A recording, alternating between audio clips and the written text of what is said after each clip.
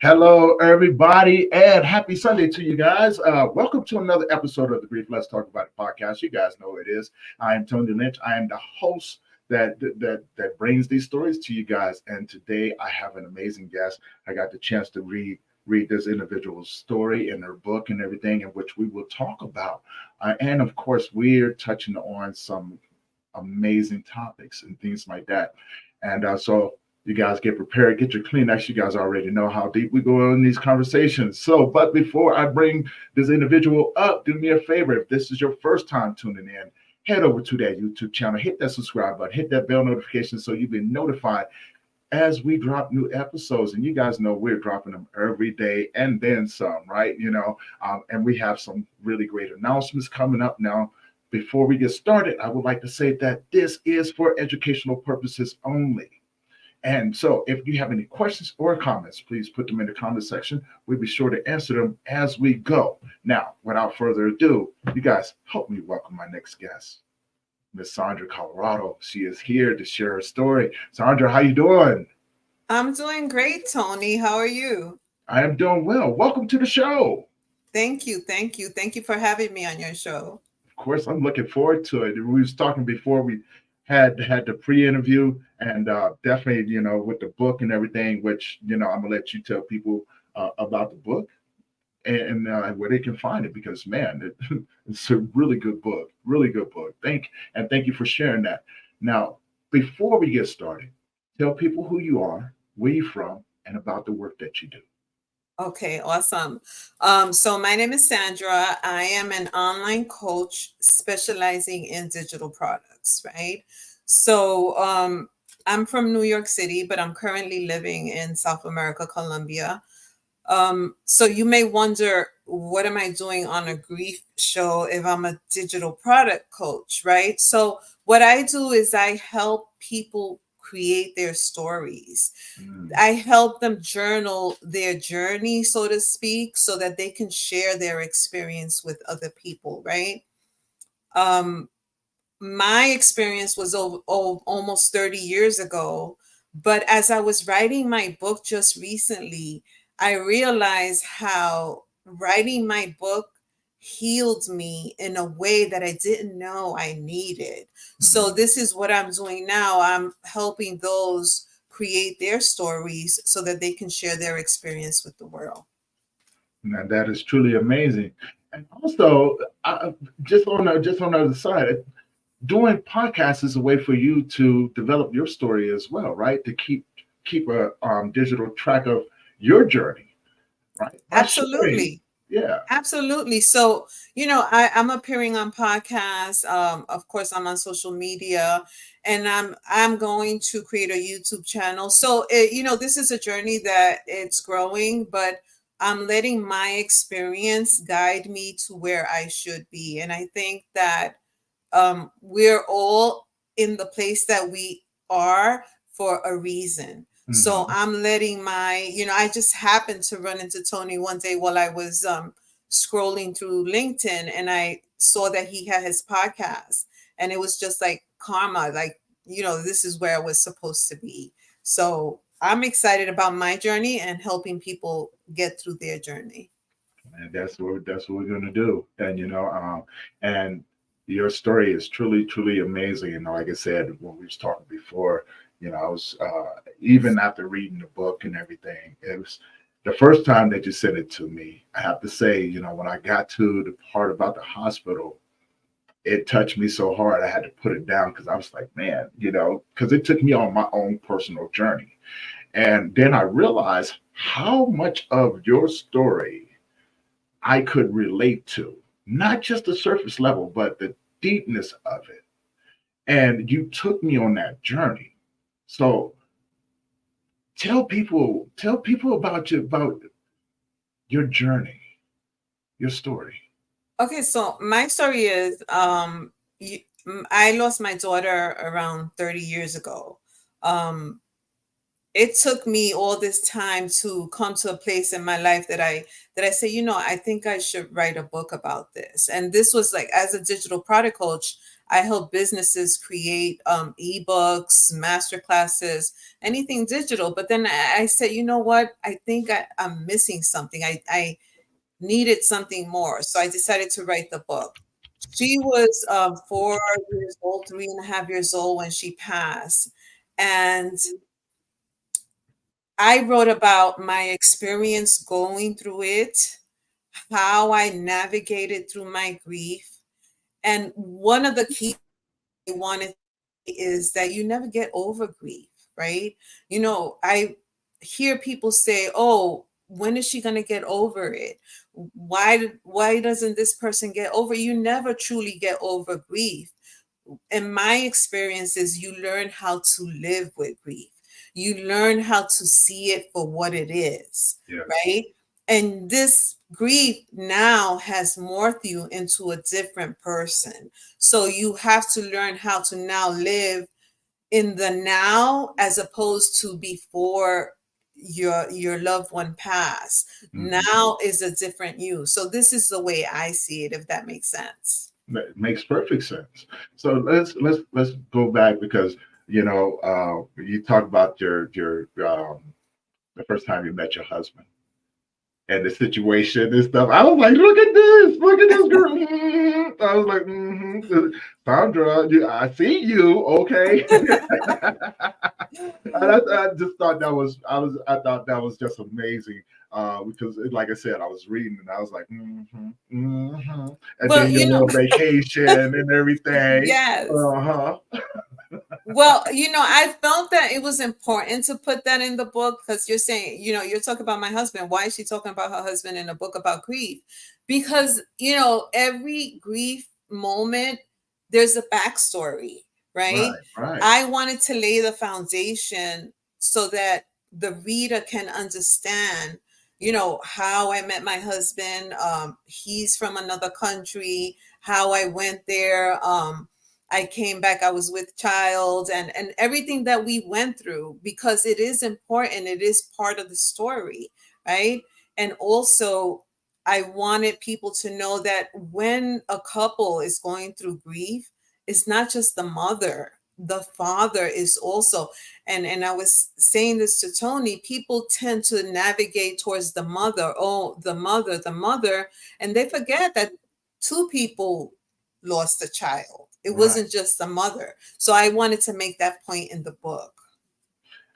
And also before we get to that point, like you had some drama.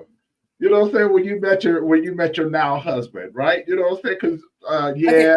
yeah, we're gonna talk about it. We are it's already in the book. The cat's out of the bag now. But when you met your now husband, you was engaged. I was engaged to someone else. Yeah. Okay. And I was engaged to someone else and I think, I'm a romantic. So I think that there's a person out there that's your perfect half. And Right. sometimes we settle or we stay with the person that we think we should be. And that's what happened to me. I was engaged because I was with this other guy for 10 years. I was happy. But when I met my husband, it was like love at first sight. I was like, wow, this is not what I've been experiencing, right? And Hmm. and I decided to break off with my then boyfriend and have a relationship with my husband. And we've been together for wow, 35 years. Okay. Okay. So, yeah. And Rachel, you're absolutely right. Sandra she does have a very contagious Thank smile you, and Rachel. everything. So yeah, thank you for that, and thank you for tuning in today. And everybody's on Instagram and Facebook. Thank you guys for tuning in. If you guys have any questions or comments, please put them in the comment section. We'll be sure to answer them as we continue on with the story. But yes, I am glad that you brought up that point about there are two individuals that are going through the same thing, experiencing that same loss. And this is something that people never really think about. And like I said, I can relate to that because when with my son, um, and I was raising him, I raised him. I pretty much should have been a single father, even though his mom was around. She was never really involved. Although she took me through what she thought that I needed to go through by her being a narcissist, and I talk about it very openly about it. His mom was a narcissist, and she was really good at what she did. Honestly, and I don't I'm not mad at her anymore. I used to be really upset with her, but not anymore. I've learned to forgive and move on, things like that, and I had to grow. And when we both lost our son, um, it was just like you said. People really didn't look at me and everything. They didn't think that I was going through it, and I went through my go through.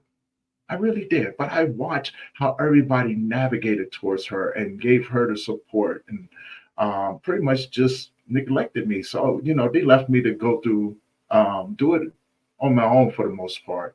Now, I didn't mind because, for one, I didn't understand myself.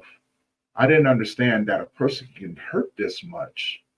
Do I wish there was people that understood? I do.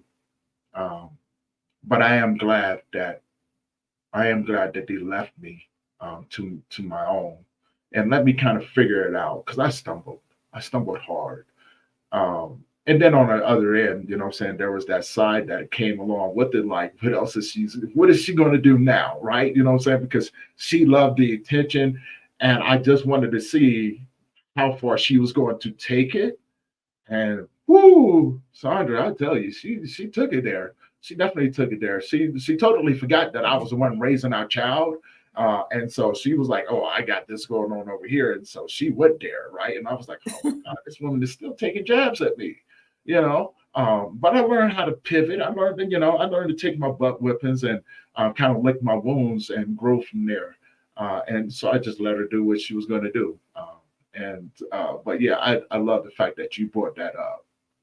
Yeah, because men are, at least from my generation, I'm gonna be 63 this week. It's my birthday actually, and back then, men are supposed to be strong. They're supposed to Mm, not show emotion. Be the one that's holding the fort together, right? But yeah, it's not. That's not true. And hopefully, with my book, people will understand that there's two people that are going through grief, not just one. right. And I'm glad that you did, that you put that in there because no one really thinks. So, you touched on a few points there, and I want to elaborate on a couple of them. Yes. We as men, we are taught to be strong. We are taught to suppress, not express. We're taught what weakness looks like and what strength looks like. We're taught um, to suck it up. You know what I'm saying? And to keep moving. We have to keep moving forward. And here's where the doors get pretty wobbly and things like that, where that flexibility in the door starts to go. They say that until they read about our obituaries in the paper. And I know that's pretty drastic, but it's the truth. It's the God's honest truth. They want us to be strong until we can't be strong anymore. No one really takes in the the extent that life will beat up on us and the things that we do carry with us, the things that we don't say. And this is why I'm such a huge advocate for it, because suffering in silence is not the way to do it anymore. I don't want people to ever wonder, if there's anything that they could have did or anything like that when I encourage these men to go out there and actually speak up. Don't hold it in Yes. anymore, because being a men's grief coach and actually being in there with those rooms with those men, I often go, often when I do educate others, I tell them, create an atmosphere. You'd be surprised about how much we hold in. You want to know how to support us? Sometimes it's okay to just sit with us. Sometimes it's okay to know when to back off. Sometimes it's no okay to know when the timing is just not right. We will let you know those things, but also understanding how to read in between the lines about what you see versus what's actually going on, perception versus reality, right? And I was reading in your book where you said, how your husband would light up when he came around children and things like that. And I thought that That was was hard for phenomenal, me. That right? was hard for me. Because we never had more children. That was it was too hard for us, and just the thought of having more children. And Mhm. then when I kind of decided that maybe I wanted to have another child, I was already too old, right? But the thing is, I would see in my, and even to now, he loves kids, and we still honor her birthday. On her birthday, we buy gifts and we give them out to kids, right?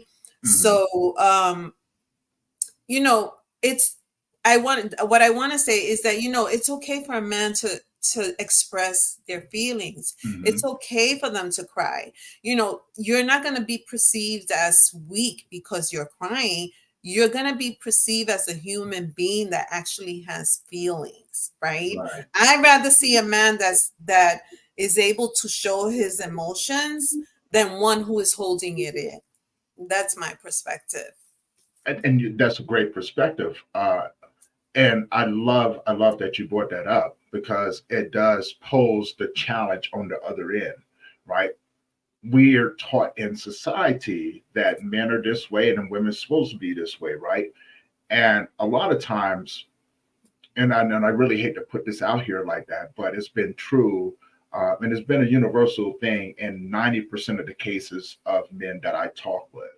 A lot of times we're being taught these things by the women in our lives, right? And I started putting two and two together. The women in our lives that are raising these young men are raising them to be the sort of men that they want but don't have. So the misinterpretation is exactly that, right? You know what I'm saying? You cannot teach me to be the man that you want because you're helping me neglect the things that make me a human being.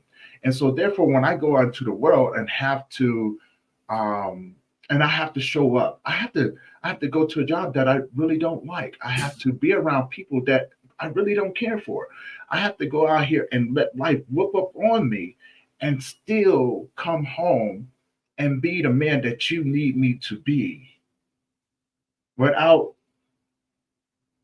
without any sort of recognition Um, yeah, recognition and release, and release, right? right? Release. But that's why men do other things, though, and that's been a true portion as well. Men will go out, we will work on cars, we will go and get into physical things like MMA. We go train MMA, kickboxing, things like that because we need a release. Now, if you take that into consideration, let's break down the grieving process, right? You know what I'm saying? This is what people really look past.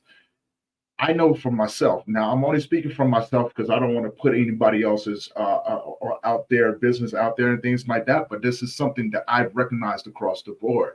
We as men, we will go out and like I, I fight, right? I've been fighting since I was young. Martial arts, boxing, MMA, street fights. Because I remember the first time that I ever, got myself in a bit of trouble. My mom told me, she goes, "Boy, you know what I'm saying? You better man up." And the people around me told me the same thing too. You better man up. You know what I'm saying? And then that famous phrase that and this go and people may laugh, but be careful how you say this. You better stop crying, or I'm gonna give you something to cry about. We've I all got heard told that. that a lot, right? So now let's put two and two together. You tell me to start crying, or you give me something else to cry about. I'm going to puff out my chest, and I'm going to go out here, and now I got to pick fights with my sister. I got to pick fights with the people around me and everything because I don't know how to express not having that emotion, right? And so you learn to express it in different ways, and then as we get older, when we realize that alcohol can be an escape, drugs can be an escape. And in most cases, what I'm saying, going out and being a womanizer, and having multiple reckless relationships can be an escape. We're looking for some sort of um, comfort, And so sometimes this is all we have to offer. And people never really look at that. You may call me a dog, you know what I'm saying? And I'm going to let you call me a dog and everything because it's better than you knowing what's actually going on with me. Because for one, and we're going to get back into how that relates. A lot of times, what happens is that I go out here and I'm gonna do these things because I can still maintain the mask of masculinity, and you know what I'm saying, and I can still uphold that strength without being vulnerable, because sometimes um, people in your life, as life would teach most men, people will take those things and use it against you, and it's normally the people that are closest to you. We learned that the people closest to us can hurt us the most. So why would I give the next person the opportunity to come into my world and do this, right? And no, I'm not going to do that. So you just have to deal with the person that I am. And this is where I dig deep into those relationships that are going on. I go, be careful, because when that man doesn't have a place and can't be vulnerable with you, we learn how to handle you. And there's a difference between handling the person that we with and loving that person that you with. If I can't trust you, I have to handle you. You know what I'm saying? And this is what you're going to be used to. And now let's bring it back to the forefront. Watching your husband go through those things and being in his corner is it's very comforting to know that there are people out there that's willing to do that. And I commend you, because I've seen those relationships fall apart. Yeah, I mean, in my book, I wrote that I met a friend that I hadn't seen for such a long time, and I saw her after my daughter passed, and she was like so shocked that my husband and I were still together. Right. And she was like, the majority of people who lose a child, um, they get divorced or they break up. And Mm-hmm. I couldn't understand that because, to me, it brought us closer together Mm-hmm. because now we have a shared experience that you can't share with anyone else because this was our experience. And just like, I was there to comfort him as much as he let me, Mm. Yeah. because that's another thing. You can't try to comfort someone who doesn't want to be comforted.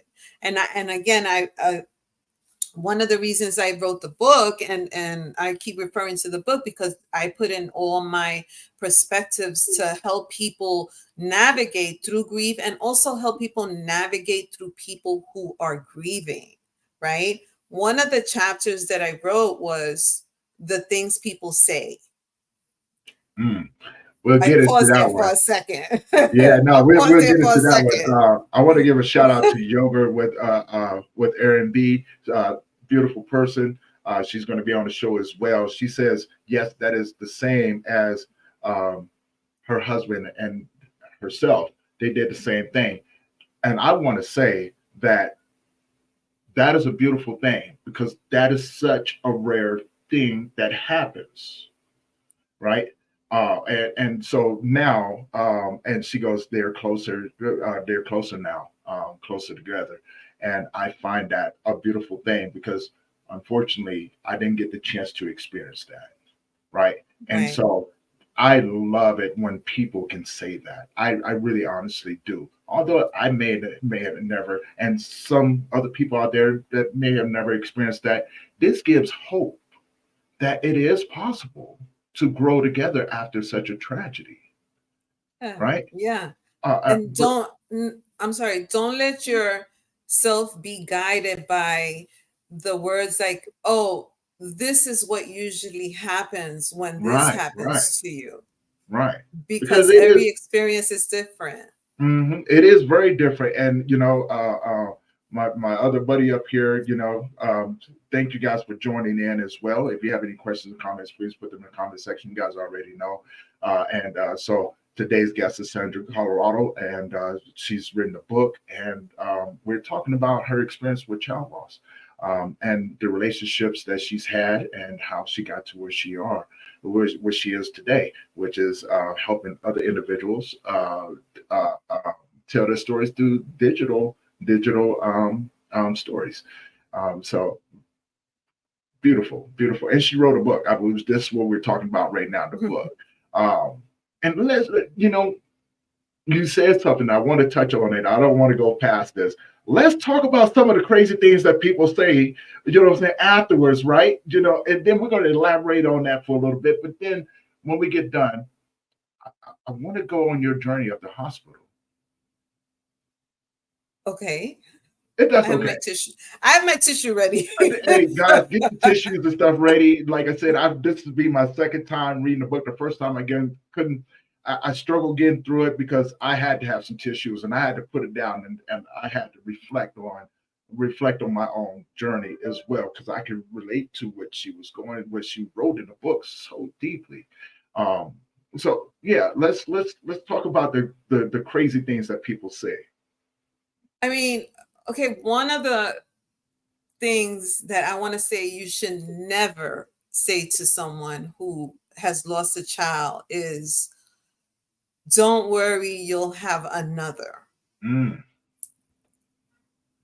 Let's pause it right there. yeah. So Whew. it's not like replacing a car or replacing a house, and what I wanted to say in that chapter was that I understand why people say the things that they say. Like, I'm very analytical. I say, why is this happening?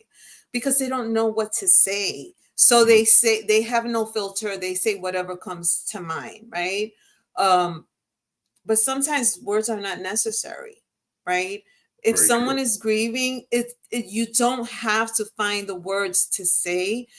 Just being there and them knowing that you're there for when they do need you is enough. Right. You don't have to say, um I don't understand how you're doing this. Another thing was, the way I dealt with it, I went to work the following week, right? Hmm. And at work, people were just shocked to see me. They were like, "Oh, how could you come to work? What are you doing here?" And I'm like, "Well, what was I supposed to do? Sit in my house and cry all day long?" The way I did it was I immersed myself in my job. I immersed myself trying to then build my life again as the different person that I now was, because I wasn't the same Sandra, right? Right. Right. Um, so everybody goes through it in a different way. That's the way I did it. So, people saying, "Oh, I don't understand how you're doing this. How could you live after this?" You know what? I'm a big believer that everything that happens to you is for a reason, and you have to try to get through it, but there's no time frame. There's no time frame. I went through it really quickly, but there's no time frame for you to get over grief. It could take you a week, it could take you 2 weeks, it could take you 2 years. It's your journey. Hmm. So you have to maneuver through it the way that it works for you. Right. We got a comment up here with Rachel. I'm going to let you answer this one, and I'm going to elaborate on it. But before we do, I want to say um, I totally agree with what you said. There's no right or wrong way to do it. It is your grief, and I'm 8 years in. 8 years in the loss of my son, and I tell you, I still have moments where I can get caught up in a memory, and the cool breeze will come across me, and I can remember just looking in the trees, and I can imagine the days where I used to climb trees with my son, right? Being on the swing with him and having him and his friends kick me off the playground and stuff like that. You're too big, Tony. And it got me going, sitting off in the corner by myself, right? Like, I want to play too, right? But things like that are things that make me smile and laugh. um, and it is very, it can be very emotional, and things like that. And it took me a long time to develop the intelligence, the emotional intelligence, to understand that it was okay, to feel, um, and to allow myself to sit with it. But it did take me a long time. It took me having to, as you said before, realize the person I was becoming and letting go of the person that I was, and be willing Yeah. to pivot within that journey, that process, of becoming, right. And I'm always going to be becoming.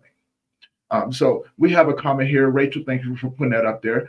If someone lacks the emotional intelligence and are purely rational with everything, how would you recommend them deal with their grief? Well, okay, so I'm not a grief counselor and I'm not a therapist. So I will tell you how I did it because I think I'm more rational than emotional.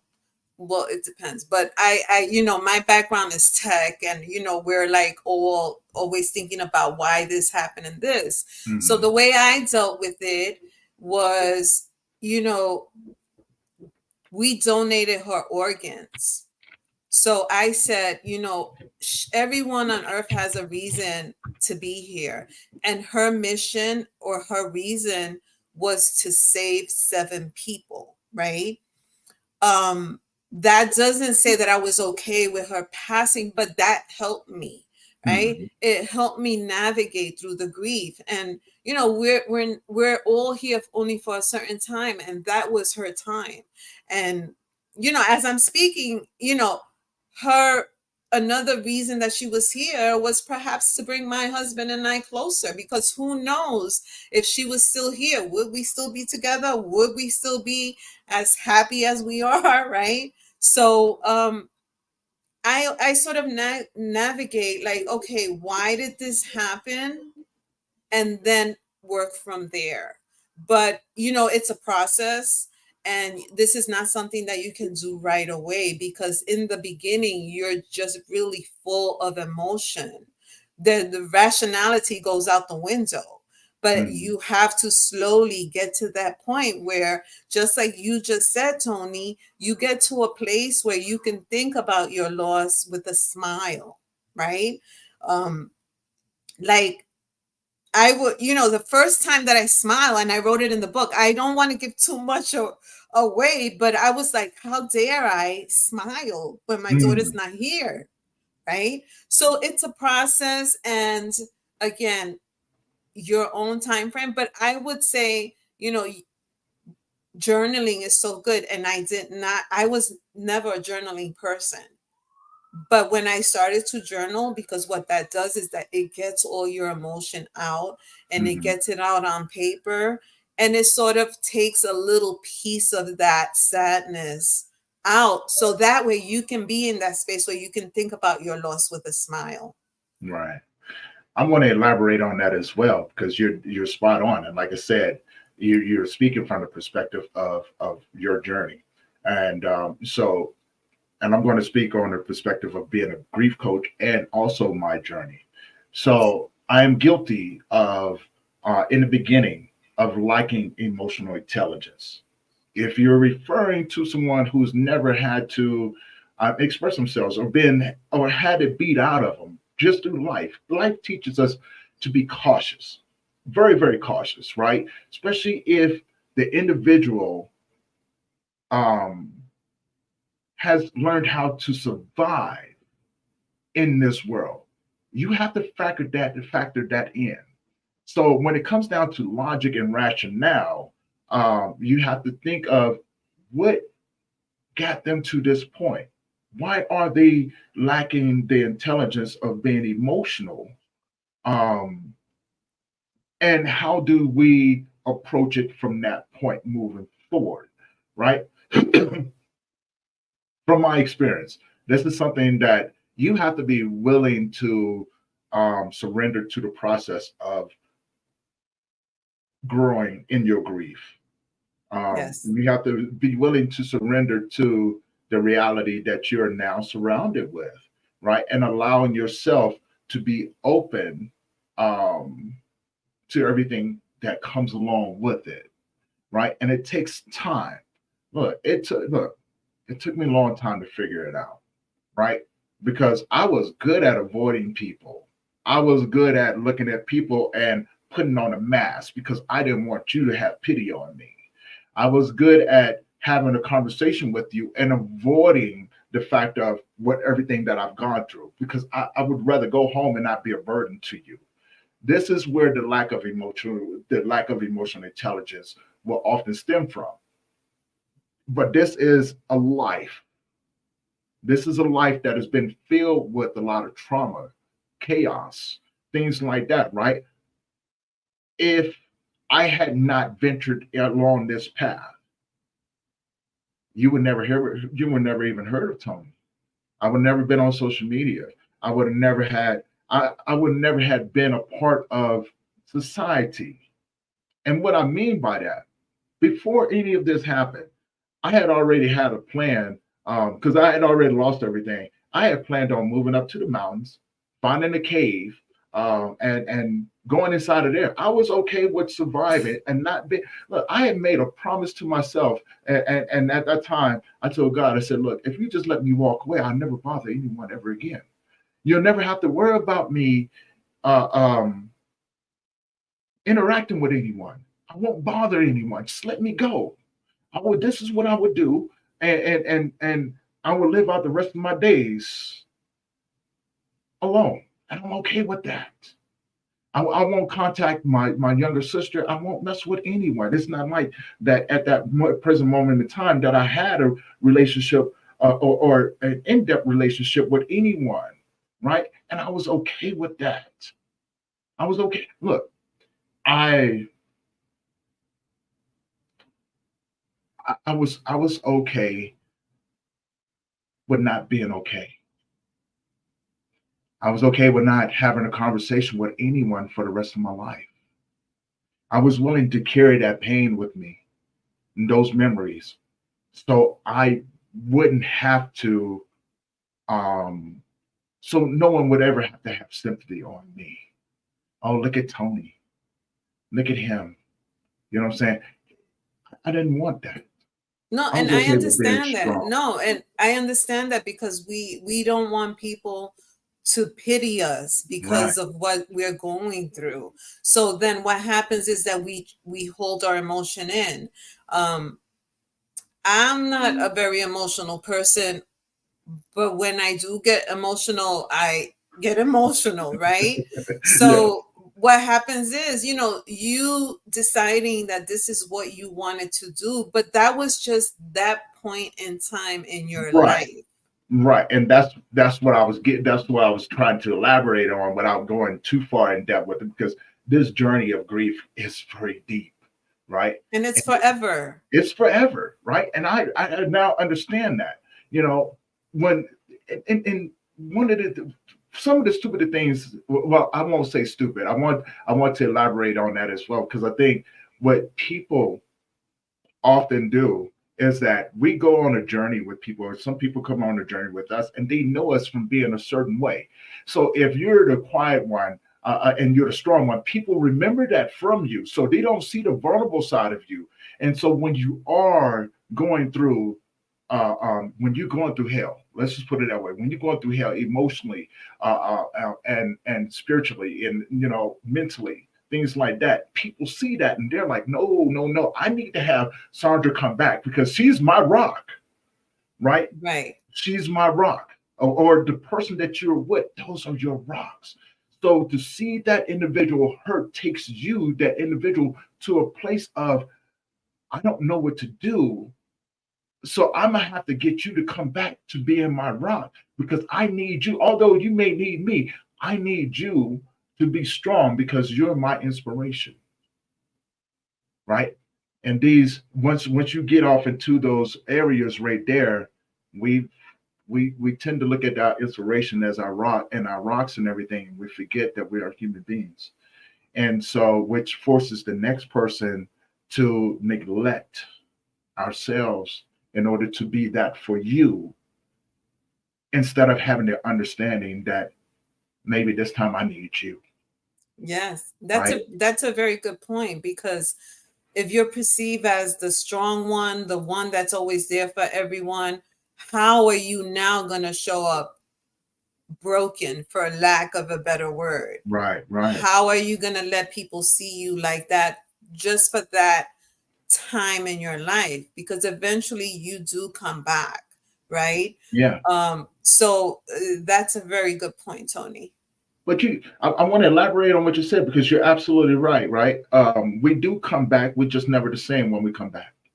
And people never really put those pieces together, right? Because and that's why people will walk away because they're like, I don't want to trigger anything, so I'm gonna give this person space. And sometimes, a week would turn into a month would turn into 6 months, and 6 months would turn into a year. Next thing you know, it's been 5, 6 years, and you haven't even went back to go talk to this individual. We as the grievers, we get so used to that, right? That we think that this is normal, which in a lot of cases it is. It all depends on the perception of who's walking the path. I don't fault anyone. I understand a lot better now that some people are there in your journeys to walk you to that stage, and they're not meant to be with you after that point. And that's okay. That's totally okay. You don't. It's not personal. It's not personal, especially those who have kids or what I'm saying, and things like that. Yeah, Things because what don't like. happens, I'm sorry, No, no. Go it's ahead, just please. Go ahead. Go ahead. what happens is now they feel awkward to bring their Right. kids Right. around you because, like you said, it may trigger you. Like, again, I'm going to refer to my book. I put it in the book. Hmm. Right after my daughter passed, I come from a big family. My sisters would come over to visit without their kids because they didn't want me to see. I guess they didn't want me to see kids, right? But and I said to them, wait a minute, what's going on? Am I never not gonna see my nieces and nephew again? Right? Right. So you have to think about the reason why people do the things they do, and after that, they started bringing them over, but it was coming from a good place. It was Right. coming from a good place, Right. right? So the book I wrote some of the things for people to understand how us as grievers, what we're going through, and how their reactions affect us or don't affect us, right? Right. So Right. this is really important. That's very important, and I don't want to give too much away, but I did just put the book up there, and I printed it out, and it's forever, right? You know what I'm saying? It's something. It's a good read, and I don't want to give it away, and we'll talk more about it before we close out and everything. But I will tell people the name of your book, her name, and it says was, but was is crossed out, and it says is Stephanie, a mother's grief story. um, you guys, when we get done, what I'm saying, I'm gonna let Sandra tell you where you can find this and things like that. I would recommend it. It's a really good read.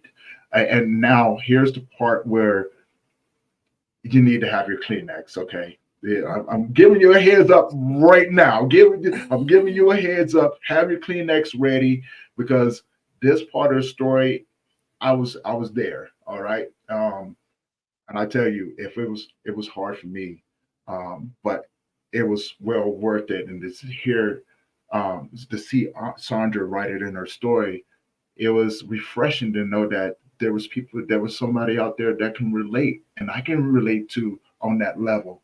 So let's talk about your hospital.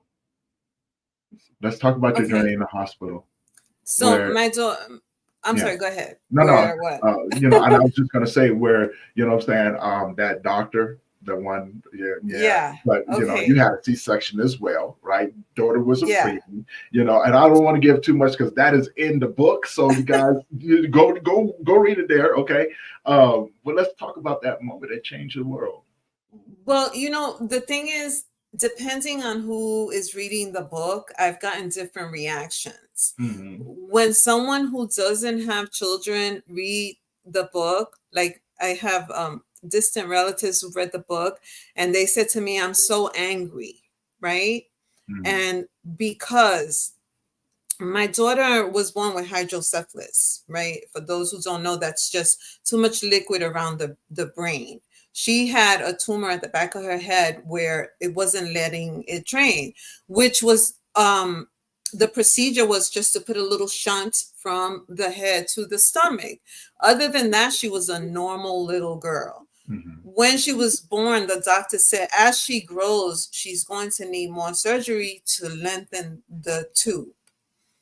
But what happened with her was that the tube got clogged with, the cerebral fluid and all that. It got clogged. And when we took her to the hospital, her neurologist was on vacation. So his intern said, "Oh, I know how to do this. I've done it plenty of times. Don't worry." We had seen him before with the doctor, so we said, "Okay." It wasn't something that we could have waited. She had to have the surgery, but unfortunately, he committed a mistake. He made an error, and from the surgery is when she passed, like a few hours after.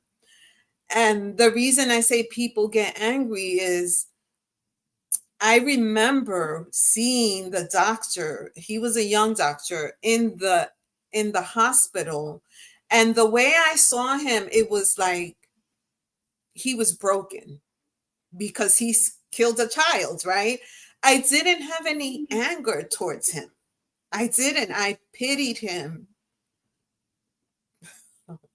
I pitied him because he Good. had to live with this, right? Right. So people get angry. How could you not have gone and beat him up? How could you not have sued him? How could you?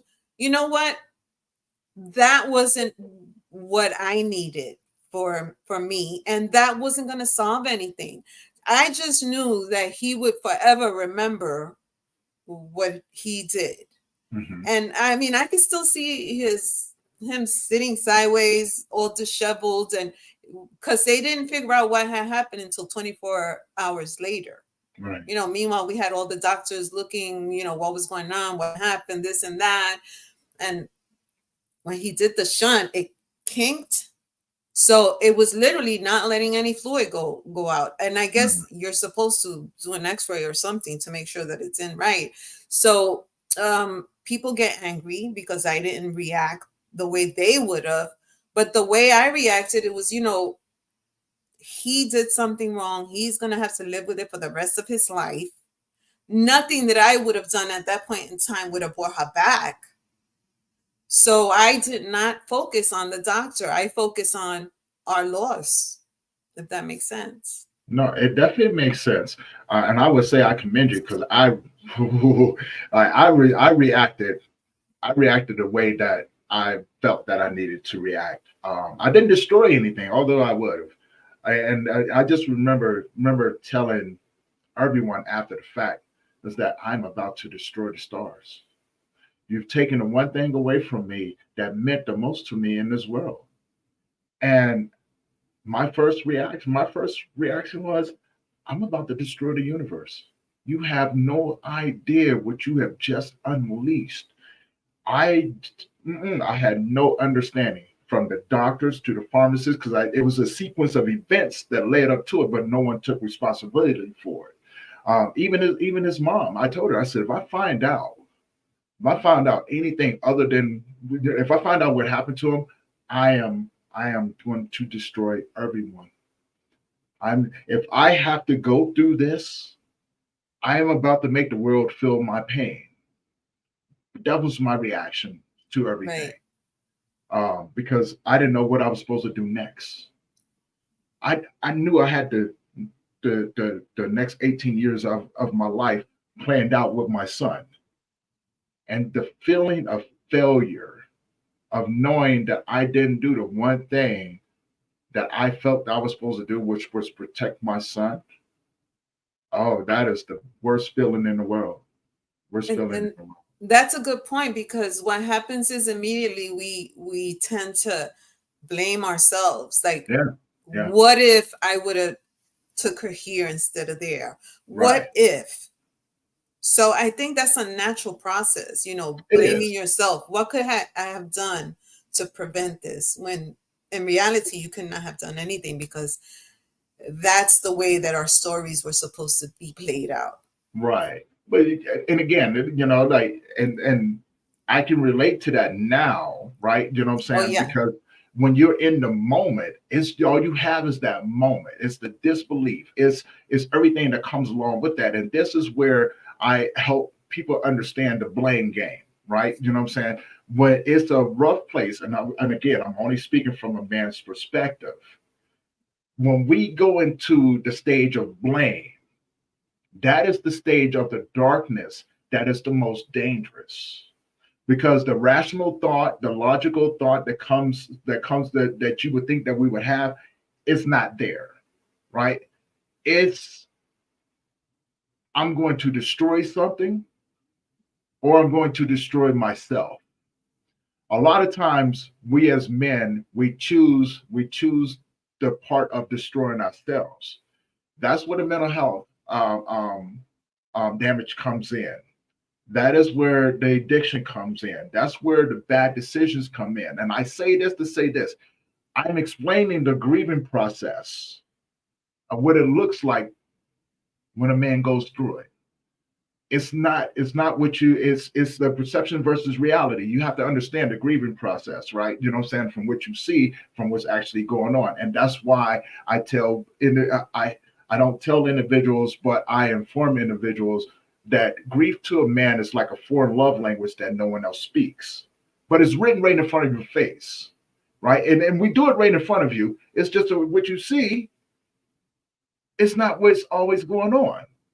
So the anger, the addiction, the homelessness, the, you know what I'm saying, eventually, and I really don't like to say it, but in honor of September being Suicide Awareness Month, there's a reality and awareness that needs to be had.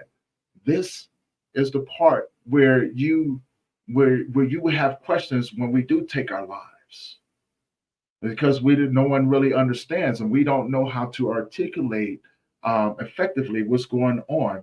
And so on the other side, this is where I tell people that are in those situations. This is where you have to have grace and patience. You got to, you know what I'm saying, create an atmosphere for us to be able to open up.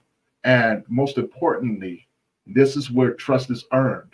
We earned your trust for you to be in our world, right? But when these things happen, there's another side that comes along with it, the vulnerable side, where we're not susceptible to open up to you. And that is where, no matter how long you've ever known me, this is where um, this is where that trust is earned again. Unfortunately, this is the part where the gaslighting starts, right? You know what I'm saying? This is the part where we feel that we can be easily manipulated, and this is where we become very defensive as well, right? It's the fight or flight. You know what I'm saying? I can run from you or I can destroy you. Whatever's in my path, that's what I'm going to do. And since I don't know how to run, well, it's the other side for me. I don't I don't trust you in this moment. Reason being, I've been told. Let's go back to the stupid things that people say. I was told it's been 6 months. You should be over it. And that came from somebody that I cared about very deeply. Um, then I was told one time, "Oh, you can go out and have other kids," until I told them, "No, I can't," right? Because he was my last. He was my last. Does it make it hard? Does it still make it challenging to be in certain relationships? Because I don't necessarily open up about that and everything, because we've talked about this before, right? When I do mention it, it's like, wow, this dude carries baggage. They don't understand, because I never mentioned about the work that I do. Unless you follow me on social media or anything like that, I never mention it, right? I wait to earn that trust before I say, yeah, I'm a men's grief coach. You know what I'm saying? I have a nonprofit and this is what I do. Just because I want people to get to know me first and Right. things like that before I can reveal that. Again, trust is earned. Uh, um, but now leads me to my next question, and I'm keep bringing up segments in the book because I want people to be excited about your book, because you touch on a lot of things. the conversation that you had with your niece. I was Right, just you know, talking. so I stopped, and like I said, I stopped it right there because that's when you jumped on. I was like, "Oh, okay, I'm gonna wait to finish that part." Yeah, well, like I said, I come from a big family. uh-huh. So I'm the oldest or the eldest, and a lot of my nieces and nephews now have their own children who are in their teens.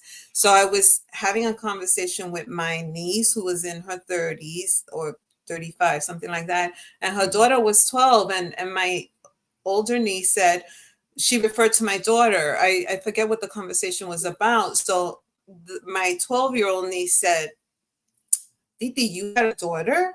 Like, she was so surprised that I had a child because they always know me as the aunt that doesn't have kids, the aunt that, the favorite aunt that's always like bringing gifts to the nieces and nephews or whatever the case may be.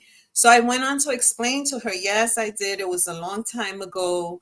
Um, we donated her organs, and again, I said her mission or her purpose in this world was to save 7 people because 7 people got her organs. Mhm. So my niece Kaylee turned to me and she said, she was sitting there looking at me with a really serious face, and she's really smart for her age, and she said, Titi, she was a hero. And I just looked at her and I smiled and I said, you know what? She was. I never saw her as that, but she was a hero.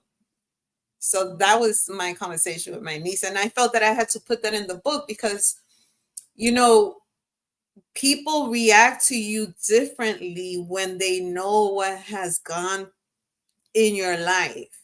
Okay. Now they see me as the aunt who had a child and now doesn't have a child. Their affection for me hasn't changed, but now they understand. And although they're young, they now know my full story, right? And Right. and that is what made me who I am today. So I thought that was a really good conversation coming from such a young child. So, you can get impacted from things that people say in a negative way, but you can also get impacted in a positive way. Right. Right. And it's the journey. It's a process, right? Um, Yes. I often tell people when you go through this process, there's two things that you have to remember, right? And both of them are equally important. One, when you go through the process, fall in love with it. It's going to change you. It's designed to change you. Two, have something that you can hold on to in those moments where it get real hard, and then you need something to bring you back to a place of forgiveness and patience and grace. Those are the two things I always recommend to those men out there. When you go through this process, have something to hold on to. And two, fall in love with the process, please. And no, you know what I'm saying? And I can be a mediocre point in that matter, but always remember that you have somebody that's willing, that's going to be there with you every step of the way. I'm not going to interfere with your process and everything, but I'm going to be there when you need me the most. And I'm going to do my best. I'm not going to say I'm going to be there all the time, but I will do my best because with my life, there's so many people that I'm a part of as they're going through this. And so you have to understand, not all the time I may not be available, but if I got to be there, then I want to be sure that I show up 100% and give everything to you that you require of me. And I don't need anything in return. I just need you to be better as we move forward. And I want to talk about what was your, now that the work that you do, what was your deciding factor to do that? Like I said, I was working as a digital product coach and, helping people create digital products for their businesses. And my coach is a pastor, and she's a business coach, but she's a pastor. So one of the things that she would tell me is, if you have a business, you should be passionate about it, and it should have a purpose. It's Mhm. not just about making money. So as we grow, people say, oh, find your purpose, find your purpose. And I was never like, oh, I found myself unemployed for the first time a few years ago, and I started baking, and I love baking. So I said, oh, well, maybe this is my purpose. But that died down. But Mhm. then finally, as I was working as an entrepreneur, I said to my coach, I've been wanting to write a book for a long time now. And not she didn't even know what my story was. So when I said to her, she said, write the book. Write the book. People need to read it. People need to know that they're not alone.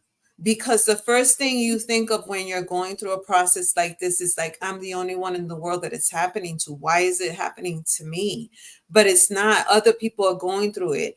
However, this is important. However, although we can be in a room that we are all grieving, the pain is different because your pain is your pain. Mhm. No one can experience that. They can understand what you're going through because they've gone through it, but no one can truly, truly feel what you've been going through. So then I said, you know what? I'm going to write the book. And I wrote the book real quickly.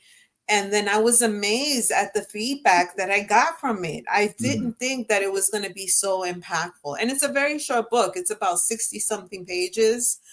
But when I started to write, it just flowed. So what I think about that, it was that it was meant to be because it just flowed out of me. And Mhm. I'm so happy. This Saturday I'm having a book signing at someone is throwing a book signing for me. And it just happens to be on my birthday, right? So I think that sharing your grief story not only helps other people, but it also helps heal you. That's what I felt. Rachel said, "Big W, big win right there." Because that is huge. That is so huge. And I tell you what, um, you're an inspiration. You're a true inspiration. Thank you. And I am so glad that you chose, gave me the chance to come up here and be a part of your story, but also allow other people to join in and be a part of your story. I know, like, I'm gonna put this up here. This is a huge thing, right? Because when she said that she was 63, I was like, yeah, right. You better stop playing with me. You better stop. Happy advanced 1961. birthday. Right? You know what I'm saying? It's still going. How she is 63, right? I'm like, okay, that's that good stuff right there. That's that good stuff right there. And I look forward to just seeing everything else that you have coming down the pike and the journey that you're on and everything, and like I said, we've talked before, and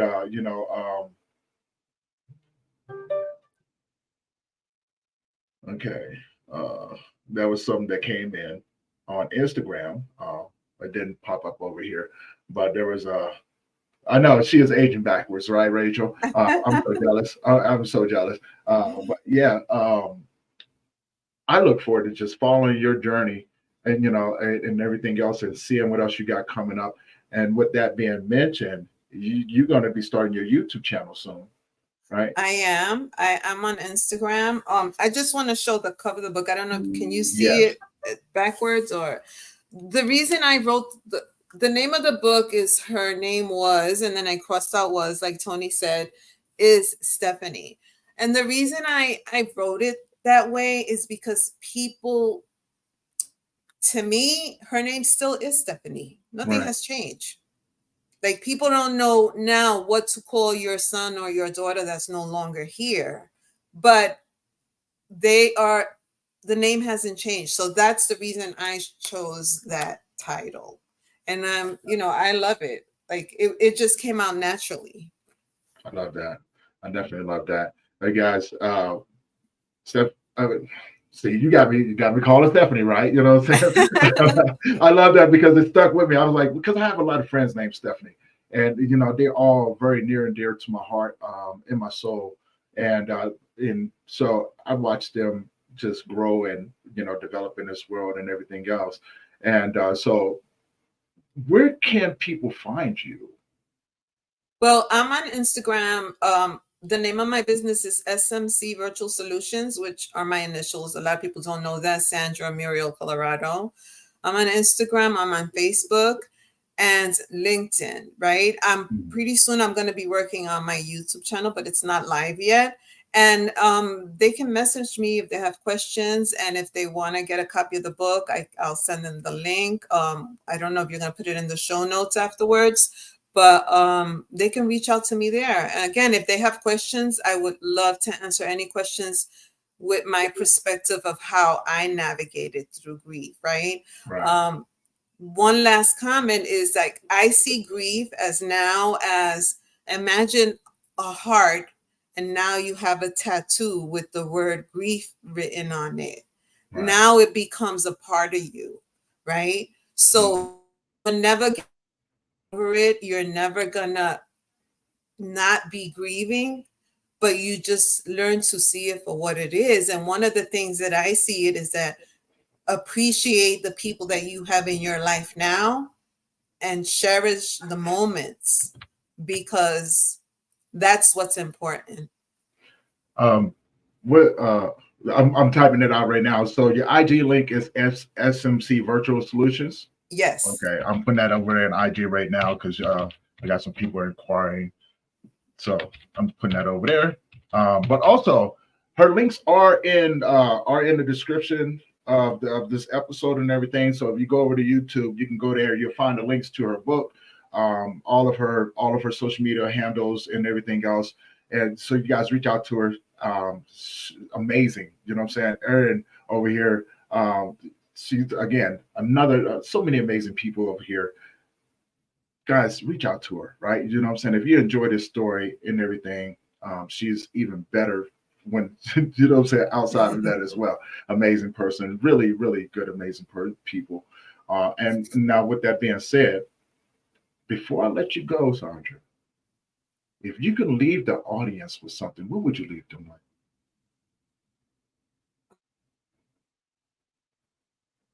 Wow. um again, I always think about, you have to look at why things happen. The purpose for my daughter was to save 7 people, and although she was here for a short time, I appreciate the short time we had with her. And Tony's trying to make me cry before I get off this podcast, right? So it's important for you to cherish every moment. And it's not about, you've heard the saying, life is about making memories. It's not about how much money you can make, or what's the biggest car that you could get, or the house. We all at some point in life want to have all these things, but it's really about making memories, because those are the things that are going to keep you, or help you get through the grief if you ever encounter it, the happy times that you had.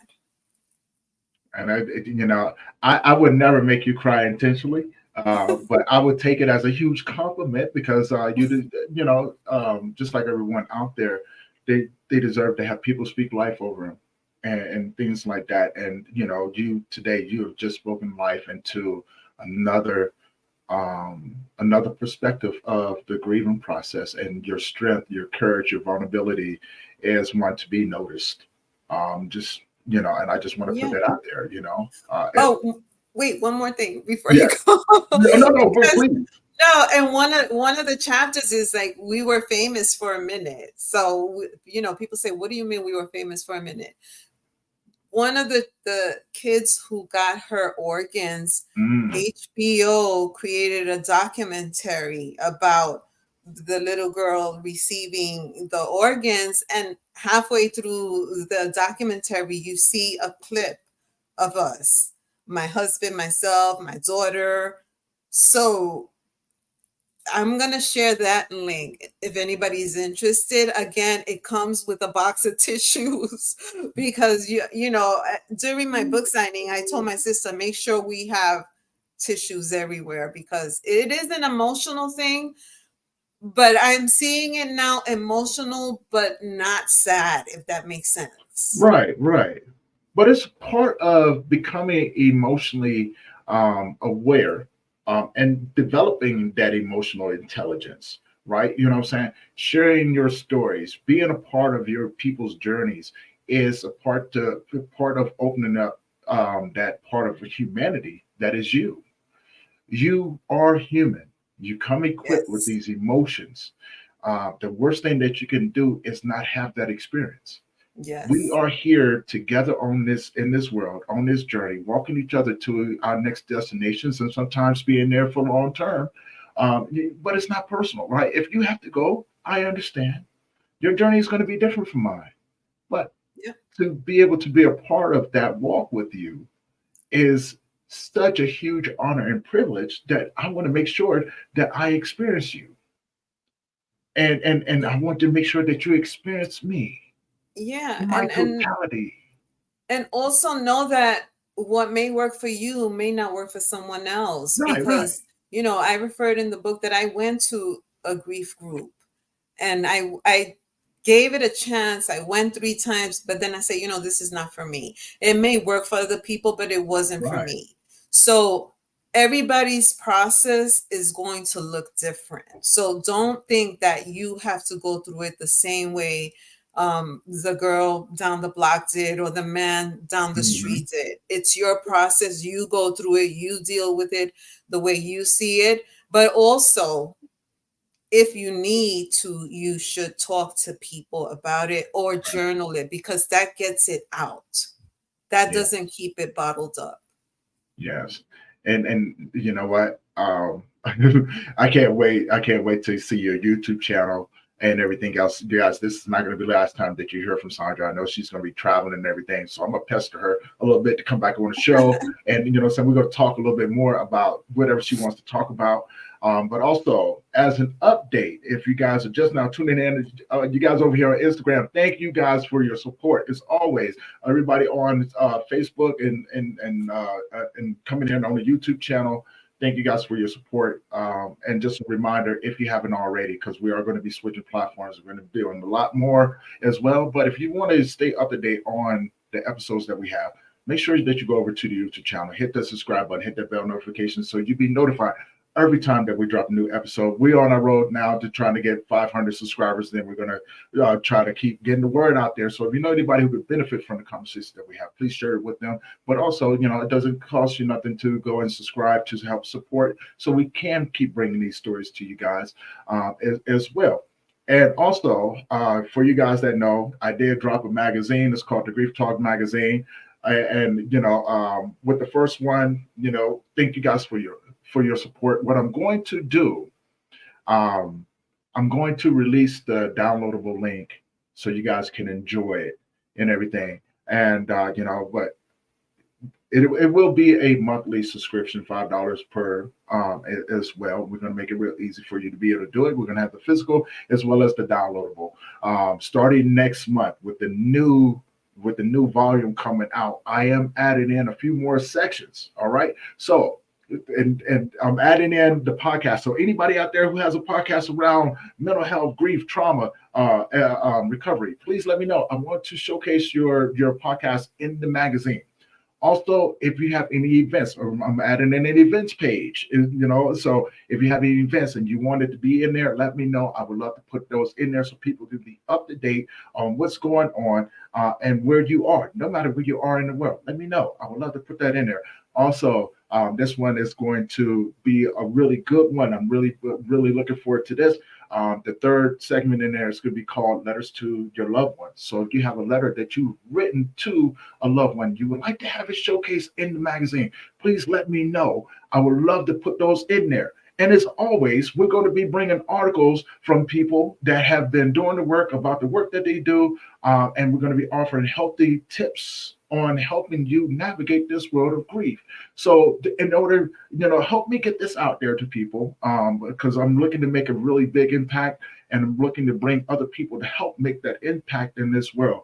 Because together we are stronger, and the stronger we are, the bigger the impact that we can have across this thing. Again, I'm just one small person trying to do my part, and I can't do it without you. And now, with that being said, Sandra, everybody give Sandra a big, huge thank you for coming on and sharing her story. Amazing people. And we got more people coming. So you guys stay tuned for that as well. And Sandra, again, thank you for being a part of the show, sharing your journey, and just allowing me to be a just a curious guy in your world. No, thank you for having me, Tony. I really appreciate it. And this platform is amazing because you don't know how impactful something like this is. Or you Yes, probably do know, but it can help a lot of people. Again, yes. thank you for having me as a guest. Of course, of course. And you enjoy time with your family. I know I've taken up a lot of your time and things like that, but go enjoy time with your All family. right. I Thank will you. be reaching out to you again and sharing that information. But all of her links are down below, so go there, check her out. You guys already know how we do it. We're showcasing people. This show is never about me. It's about the people that we bring up here. Show support to them. And with that being said, this is going to conclude this episode of the Grief Let's Talk About It podcast. And we're going to see you guys in the next one. And as always, if you're with anybody that you care about, let them know that you care about them, because tomorrow or the next moment is not promised to us. And it's Yes. up to us to create those lasting memories, right? And this is going to conclude this memory for the day. See you guys in the next one. Stay up. Peace.